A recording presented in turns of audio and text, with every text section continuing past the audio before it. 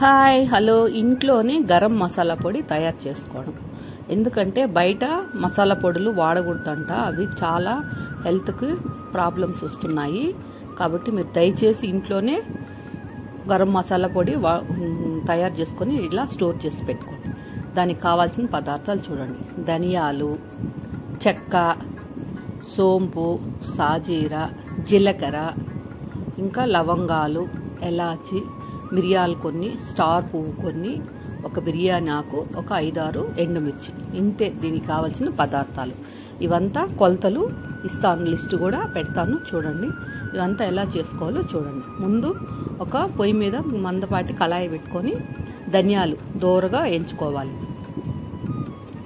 ఎందుకంటే ఎక్కువ మంట పెడితే మాడిపోతుంది. కొంచెం సిమ్లోనే పెట్టి దోరగా వేయించుకోవాలి. తర్వాత జీలకర్ర కూడా ఇలా దోరగా వేయించుకోవాలి.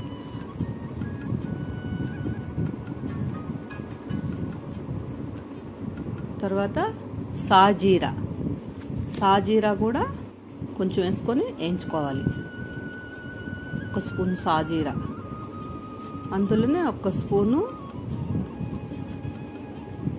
సోంపు, అవి వేగి పక్కన తీసుకోవాలి. తర్వాత చెక్క దాన్ని పట్ట కూడా అంటారు, కొంతమంది చెక్క అంటారు. అది కూడా కొంచెం బాగా దోరగా వేయించుకోవాలి. తర్వాత ఒక 4-5 ఎండుమిర్చి, ఒక బిర్యానీ ఆకు, అది కూడా వేసుకొని దోరగా వేయించుకోవాలి. వేయించుకున్న తర్వాత లవంగాలు బాగా కొన్ని ఎక్కువే తీసుకొని అవి కూడా ఫ్రై చేసుకోండి.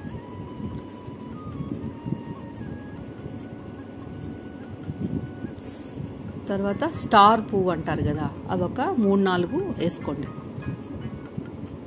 అది కూడా బాగా దోరగా వేయించుకోండి.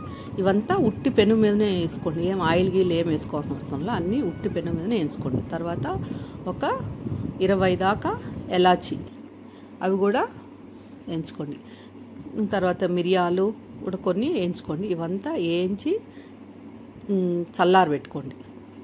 బాగా చల్లారిన తర్వాత దాంట్లో తగినంత ఉప్పు వేసిన వల్ల తొందరగా పాడవదు, బాగుంటుంది. ఇవంతా చల్లారిన తర్వాత మిక్సీలో ఇలా పొడి కొట్టుకొని చల్లారిన తర్వాత స్టోర్ చేసి పెట్టుకోండి. మనం ఇంట్లో చేసుకుని చాలా బాగుంటుంది.